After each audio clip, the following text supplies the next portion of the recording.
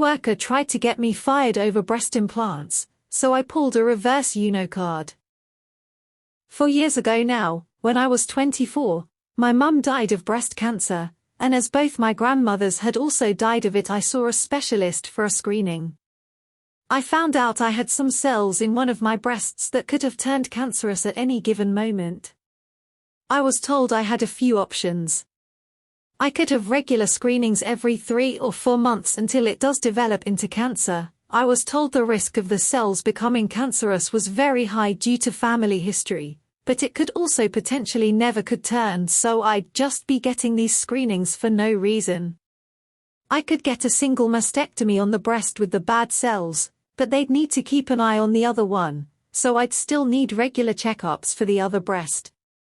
I could get a bilateral mastectomy and remove all of my breast tissue, basically eliminating the risk. I went for the bilateral mastectomy. It was admittedly the most drastic option, but after seeing what cancer did to my mum and grandmothers, I didn't want to risk it. I was warned about scarring but told it should be fairly minor.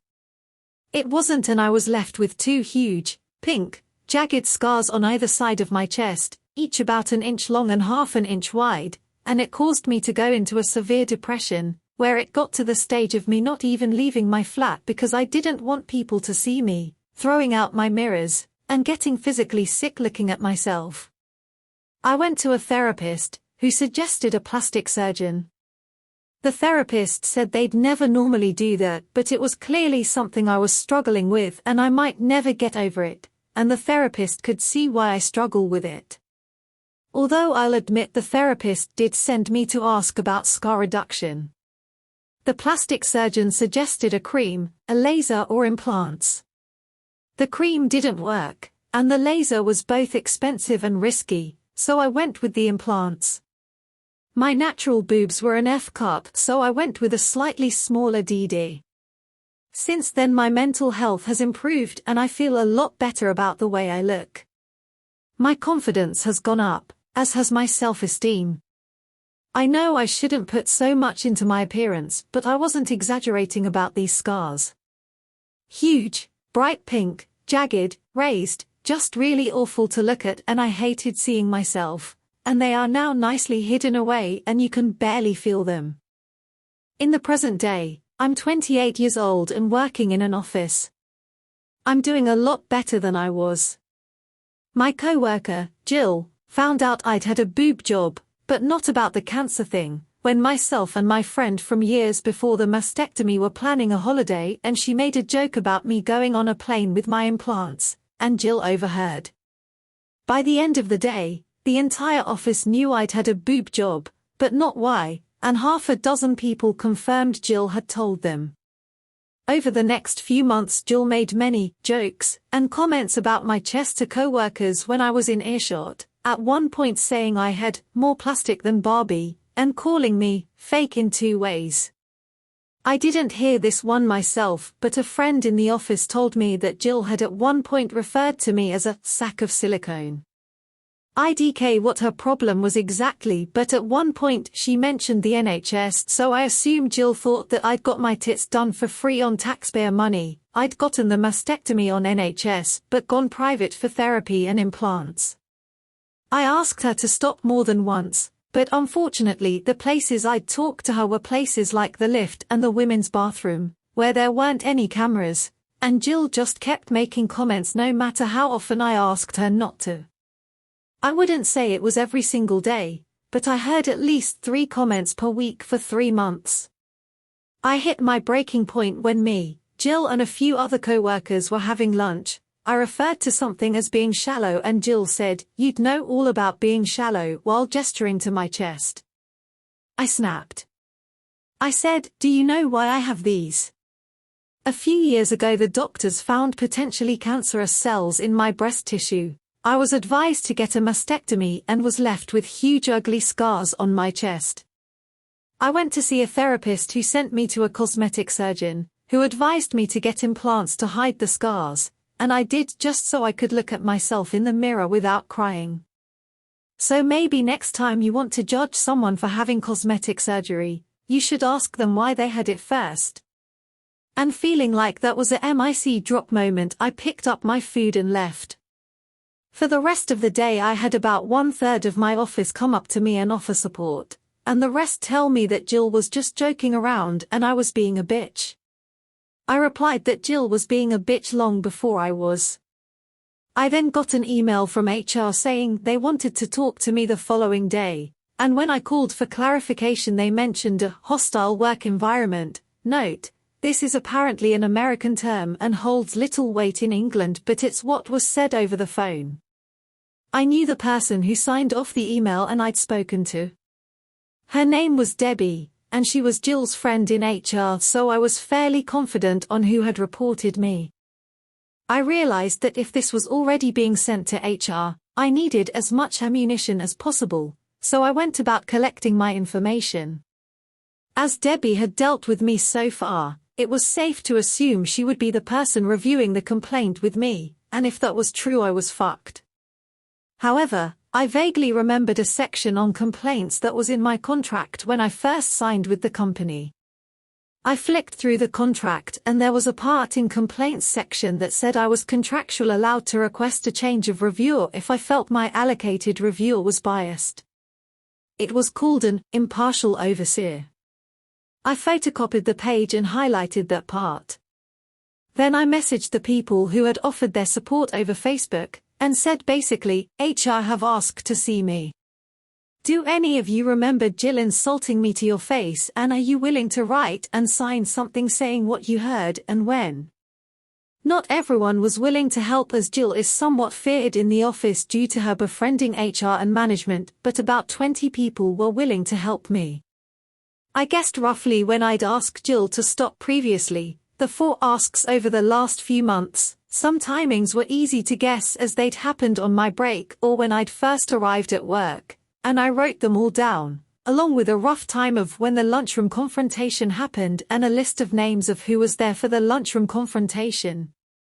I got to work slightly early the next morning. I went round everyone who had messaged me and most of them managed to give me a printed and signed letter, some didn't manage to write one but NBD. This isn't exact words as there's 16 letters to sum up here, but the gist was, my name is, their name. I work with Jill last name and OP. On, date, at, time, approx, I spoke with Jill last name, during which she referred to OP as, quoted insult.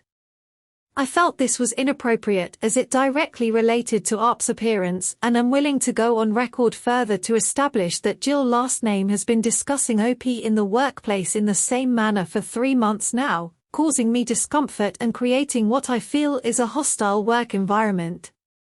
Signed, their name. I wound up with about 16 letters, all from different people, and one of them was in the lunchroom for my conversation with Jill. Some even had bullet-pointed lists of everything Jill had said to them about me or other people. As it turns out, Jill has issues with a lot of people's appearances. She apparently made comments about one coworker's weight, and something anti-Semitic about a different coworker's nose, all of which were put in these letters. There are about 45 people in the office, so while 16 wasn't a majority, it's still a decent amount. The letters weren't hugely long. Most were only a paragraph, but they had all the necessary information. I was asked to come to HR at 10 a.m. I took the letters from coworkers, the photocopy of the page in my contract, and my dates and times in a little folder with me. I got there and Debbie was the one overseeing the interview. She got up from her desk, ready to lead me into another room. I immediately turned to the other HR worker that was currently there and said, "So is my meeting with you, then?"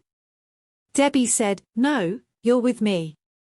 I replied that this wouldn't sit well with me, as my contract states I have a right to an impartial overseer, and as I said this I took the contract page out of my folder.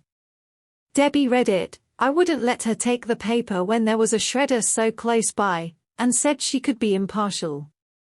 I replied that I really didn't mean to be a pain, but I had it on good authority that the person on the other end of this complaint is her friend, and my contract does say I'm allowed an impartial overseer.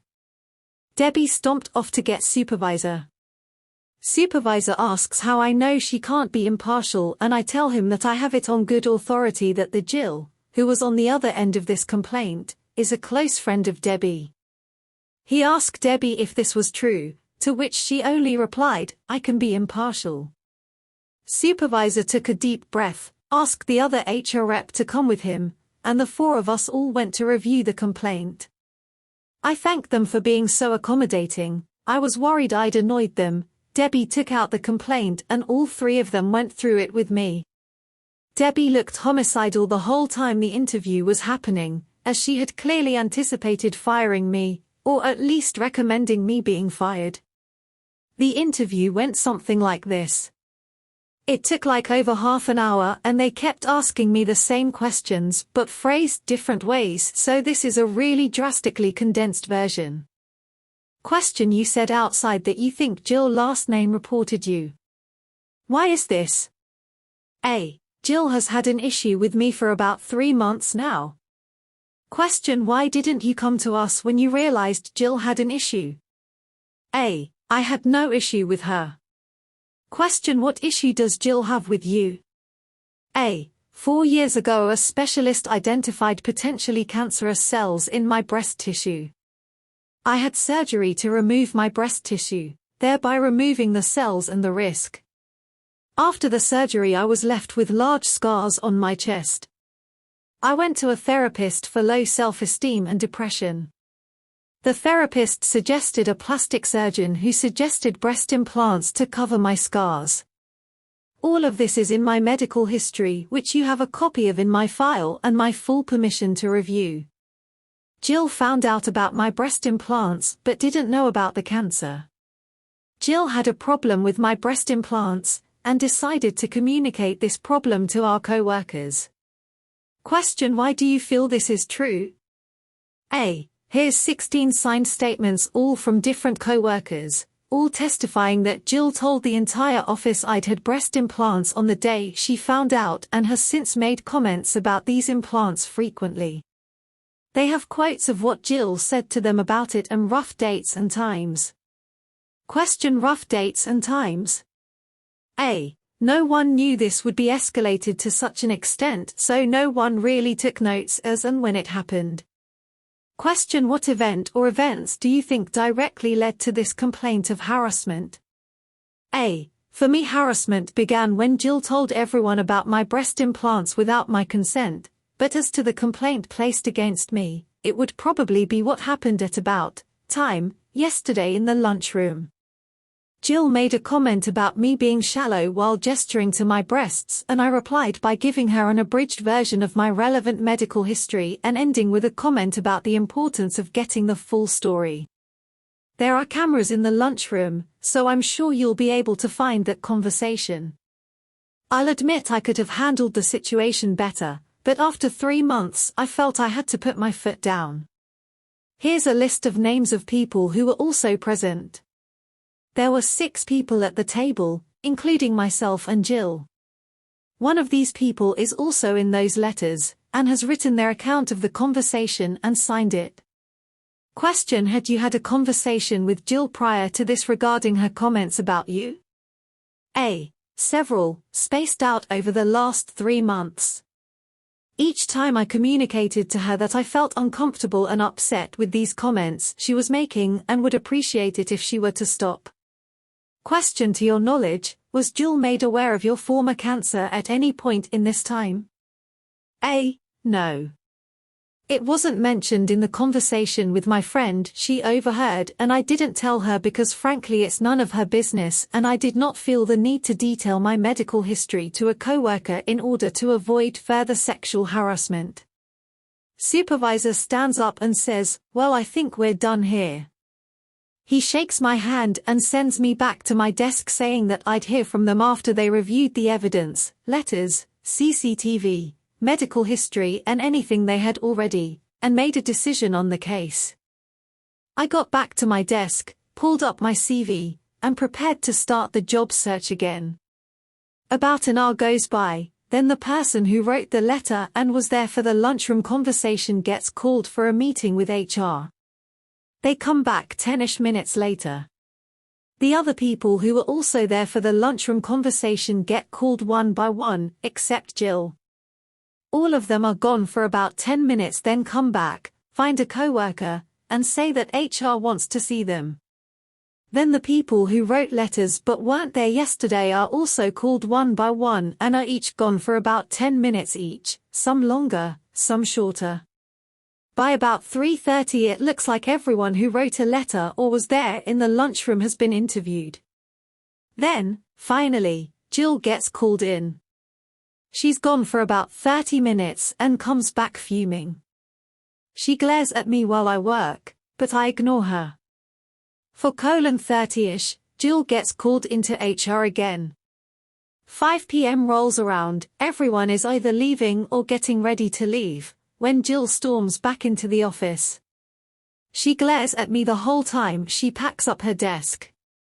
She then starts telling anyone who will listen that I got her fired before shoving her way onto the lift. An email comes in from HR. My case is closed. How amazing was this story? Jill definitely deserved the revenge. Let us know your thoughts on this story, and if you liked it, please leave a like and subscribe to see more videos like this.